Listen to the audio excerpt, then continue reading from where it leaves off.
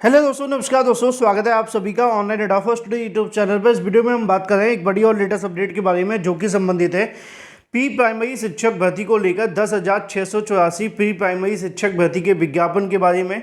10,684 शिक्षक भर्ती को लेकर विज्ञापन के साथ साथ अगर बात की जाए इसके आवेदन को लेकर, क्योंकि आप सभी ने देखा होगा जब से इसको लेकर नोटिफिकेशन आया था उसके बाद से लगातार इसके बारे में आवेदन को लेकर अभ्यर्थी इंतजार कर रहे थे और इस वीडियो के माध्यम से आप सभी को इस मामले पे पूरी जानकारी डिटेल में दी जा रही है, वो भी सबसे पहले सबसे सटीक। चैनल को सब्सक्राइब करके बेल आइकन को दबा लें और वीडियो को लाइक कर दें जिससे कि आपको रियल ऑथेंटिक जानकारी ऑनलाइन अड्डा फॉर स्टडी यूट्यूब चैनल के माध्यम से मिलती रहे। अगर बात की जाए इस वैकेंसी को लेकर तो आवेदन के बारे में जानकारी सामने निकल कर आ गई है। एग्ज़ाम को लेकर मैंने आपको पहले ही बता दिया था कि इसमें आपका कोई एग्ज़ाम नहीं होगा, बिना एग्ज़ाम के ही आप सभी इसमें शिक्षक बन जाएंगे। योग्यता क्या रहेगी, इसके अलावा अगर बात की जाए नियुक्ति कब तक मिलेगी, साथ ही साथ और भी बहुत सारी चीज़ें कवर करेंगे सीधे ऑफिशियल नोटिफिकेशन के साथ। और उसी के साथ मैं आप सभी को बताऊंगा आपको आवेदन कहाँ से करना है, कब से आपके आवेदन है और किस तरीके से आपको इस फॉर्म को भरना होगा। वीडियो को पूरा देखें जिससे कि आपके मन में कोई सवाल ना रहे, क्योंकि बहुत ज़्यादा ऐसा होता है अभ्यर्थी जब वीडियो को स्किप कर देते हैं वहाँ पे काम की चीज़ निकल जाती है और फिर आप कहते हैं सर आवेदन के बारे में बताया ही नहीं।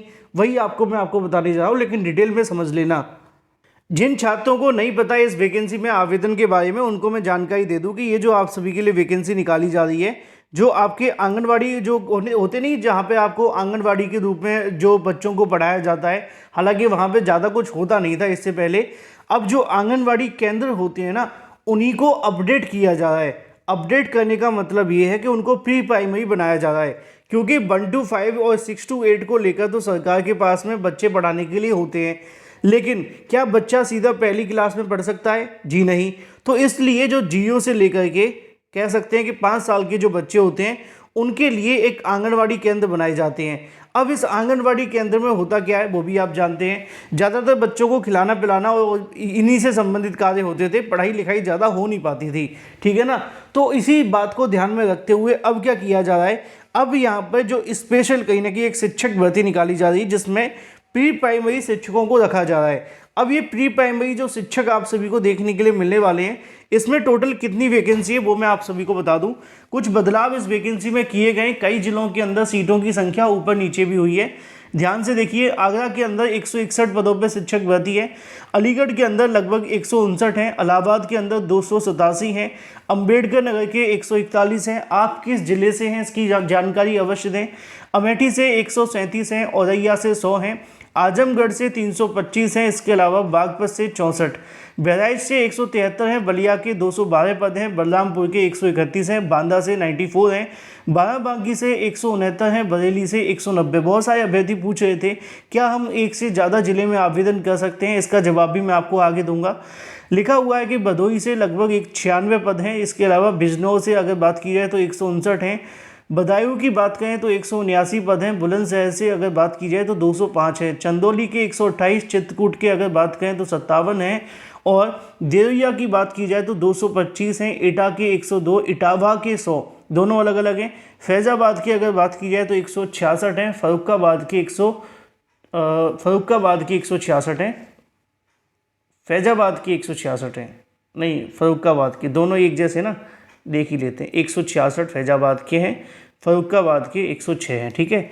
फतेहपुर के 171 हैं, फिरोजाबाद की बात की है तो 108 है, गौतम बुद्ध नगर 48, गाजियाबाद में 36, गाजीपुर में 248, गोंडा में 210, गोरखपुर में 260, हमीरपुर के अंदर 260 और हापुड़ के अंदर आपको 60 देखने के लिए मिलते हैं, हरदोई के 250, जालौन के 110, जौनपुर के 287, झांसी के 92 और जो आपका अमरोहा है जिसको आप कहते हैं ज्योतिबा फूले नगर 67 के समथिंग है, कन्नौज के 105 हैं, कानपुर देहात के 143 हैं, ठीक है। इसी तरीके से कानपुर नगर के 130 हैं और कांसीराम नगर की बात की जाए तो वहाँ पे 101 हैं, कौशाम्बी के 108, खीरी के 201, खुशीनगर के 185, ललितपुर के 66, लखनऊ के 141, महाराजगंज के 140, महोबा में 53 है, मैनपुरी में 106, मथुरा में 114, मऊ में 121।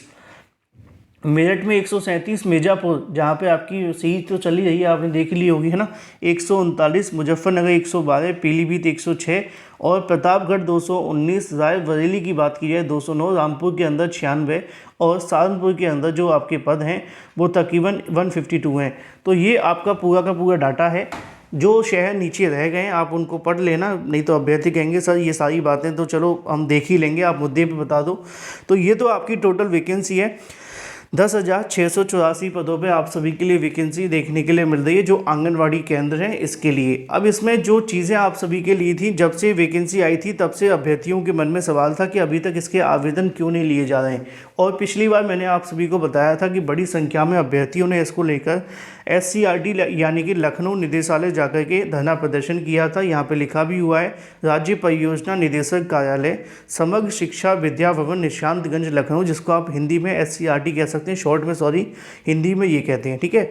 तो इसी को लेकर यहाँ अभ्यर्थी गए हुए थे। अभ्यर्थियों ने कहा था कि यहाँ पे जो ECE एजुकेटर की वैकेंसी निकाली जा रही है जिसमें 10,684 पद हैं, जिसमें टोटल 75 जनपदों के अंदर वैकेंसी देखने के लिए मिलेगी। इस भर्ती को संविदा आधारित यानी कि आउटसोर्सिंग के माध्यम से भरा जाएगा। 11 महीने की ये संविदा पे होगी, तो क्यों ना इसमें सभी अभ्यर्थियों को आवेदन करने का मौका दे दिया जाए। क्योंकि बहुत सारे अभ्यर्थियों ने कहा था कि जो प्री प्राइमरी की वैकेंसी एक तरीके से संविदा वैकेंसी है। अगर सरकारी वैकेंसी हो तो बात अलग है, सरकारी वैकेंसी होती तो वहाँ पे आप उसको योग्यता बना के आवेदन मांग सकते थे, लेकिन ये वैकेंसी एक तरीके से संविदा आधारित है। तो संविदा आधारित वैकेंसी है तो सभी को आवेदन करने का मौका दिया जाए। इसको लेकर हाल ही में SCRT पर अभ्यर्थी गए थे, लेकिन इस मामले को लेकर अभी तक सहमति नहीं बनी है कि योग्यता के अंदर क्या बदलाव होगा कि नहीं होगा। और जो मुझे जानकारी देखने के लिए मिली है, इसको लेकर जो विज्ञापन पहले जारी किया गया था उसमें कुछ बदलाव करके दोबारा से विज्ञापन जारी होगा, ठीक है। दोबारा से विज्ञापन जारी होकर के इसके आवेदन लिए जाएंगे। कहाँ से होंगे वो भी मैं आपको आगे दिखा दूंगा।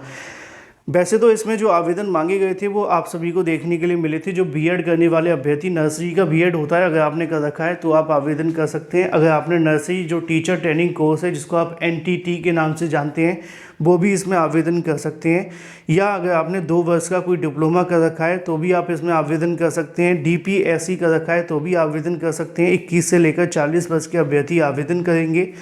और साथ ही साथ यहाँ पे वैसे तो 21 साल लिखी नहीं है, आप चाहे कितनी भी साल के हों, बस आपके पास डिप्लोमा होना चाहिए। और दूसरी जो चीज़ है वो ये है कि इसमें आप सभी से TET नहीं मांगा जाएगा। बिना TET के आधार पे आप इसमें आवेदन करेंगे। तो योग्यता को लेकर तो ये सिनारियो देखने के लिए मिल जाता है कि किस तरीके से आपका जो प्रोसेस है वो शुरू होगा। यहाँ पे इसके अलावा और कोई ज़्यादा जानकारी इसमें दी नहीं गई है।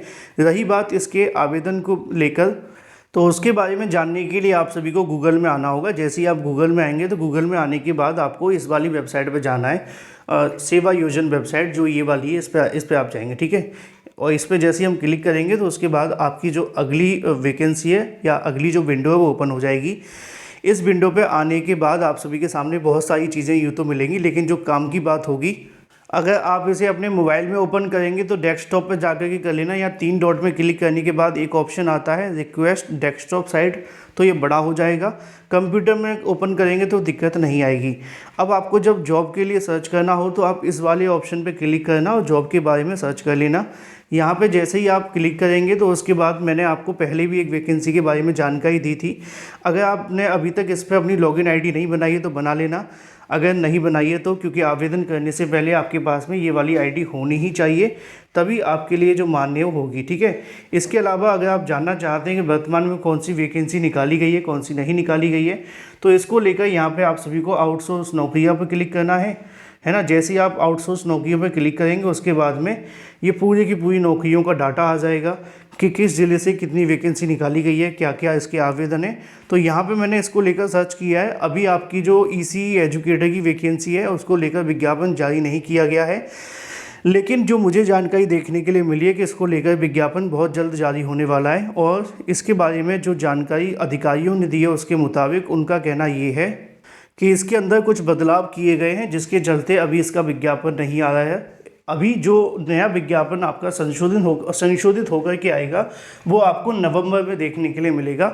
माफ़ कीजिए, नवंबर के स्टार्टिंग में देखने के लिए मिलेगा। इसका मतलब इसका मतलब ये है कि नवंबर की स्टार्टिंग में आप सभी के लिए एक नया विज्ञापन जारी किया जाएगा और उसके बाद आपके जो आवेदन है वो शुरू होंगे।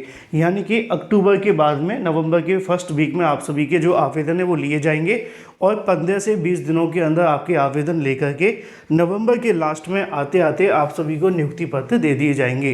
तो ये जो ECE एजुकेटर की वैकेंसी है वो आपको अभी थोड़ा सा पेशेंस और रख करके इंतज़ार करना होगा। इसके लिए आवेदन अगले महीने से शुरू होंगे।